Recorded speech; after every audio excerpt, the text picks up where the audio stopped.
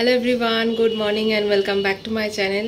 আজকে দেখতে পাচ্ছ সকাল সকাল একদম সুন্দর করে রেডি হয়ে গেছি, কারণ আজকে আমরা যাব একটু ট্রায়াঙ্গুলার পার্কে পুজোর কেনাকাটা করতে, শাড়ি কিনতে বেসিক্যালি। তো চলো আজকের থেকে ব্লগটা শুরু করছি, আর দেখতে থাকো। তোমাদের সাথে সব কিছু বাকি ডিটেলস তো শেয়ার করবোই।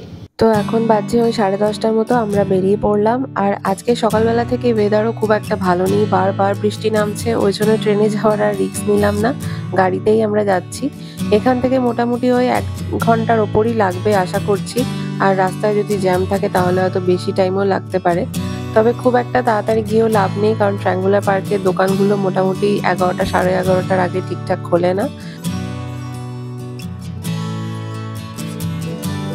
আর যে ভয়টা পাচ্ছিলাম, ট্যাংরা ক্রস করতেই ঝমঝমিয়ে এরকম বৃষ্টি শুরু হলো, চারপাশ পুরো সাদা হয়ে যাচ্ছিল, এত বৃষ্টি। আমরা ভয় পাচ্ছিলাম যে কিভাবে গাড়ি থেকে নামবো মিষ্টিকে নিয়ে এত বৃষ্টির মধ্যে। যাই হোক, পার্ক সার্কাস বেরাতেই অল্প অল্প করে বৃষ্টির রেশটাও কমলো। তো আমরা পৌঁছে গেছি। আর আজকে আমরা প্রথমে যাব আদি অক্ষয় কোম্পানি ট্রায়াঙ্গুলার পার্কে।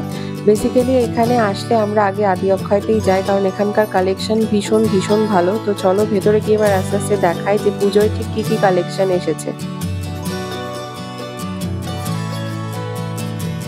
তো প্রথমে মা শাড়ি দেখা শুরু করলো। তো আমরা এখানে কিছু তসরের কালেকশন দেখছিলাম, কারণ আমার শাশুড়ি মা তসরের উপরই শাড়ি পরতে ভীষণ পছন্দ করেন। তো এখানে তাসারের উপরে কালামকারি, কলাক্ষেত্র, বিভিন্ন রকমের মুগা তাসার, বিভিন্ন রকমের আইটেম ছিল, যেগুলোর রেঞ্জ আপ টু 6000 অব্দি ছিল।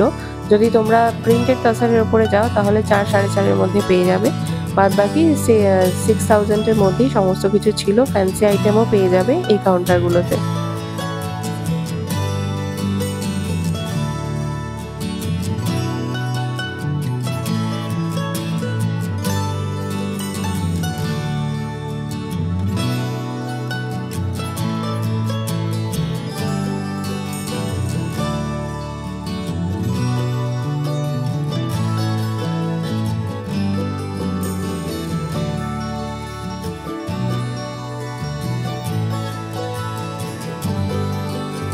আর আমি এখানে নিয়ে নিয়েছি আমার নিজের জন্য এরকম মাল্টি কালারের হোয়াইট বেসের উপরে একটা বেঙ্গল জামদানি, কারণ পুজোতে যতই শাড়ি কিনি না কেন একটা জামদানি না হলে যেন ঠিক চলে না।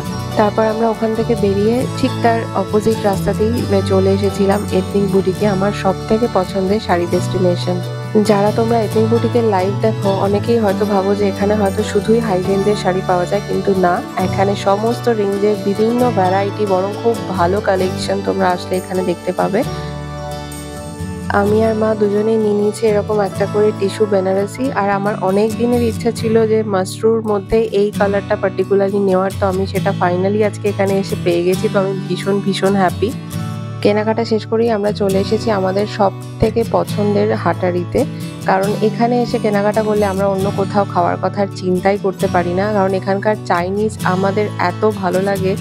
হাটারির অনেক ব্রাঞ্চ আছে, কিন্তু এটা ওদের মেন মাদার ব্রাঞ্চ। এখানকার টেস্ট যেন একটু অন্যরকমই। আর আজকে আমরা অর্ডার করেছিলাম pan fried chilli fish, crispy baby corn, shahi pulao, mixed fried rice আর মঙ্গোলিয়ান ফিশ। প্রত্যেকটা খাবারের টেস্টই তো অসাধারণ ছিল, তবে সব থেকে যেটা বেশি ভালো লেগেছিল সেটা হচ্ছে মিক্সড ফ্রাইড রাইস। ওর সাথে আর অন্য সাইড ডিশ কিছু লাগছিলই না, এত সুন্দর যে এমনি এমনি খাওয়া হয়ে যাচ্ছিল।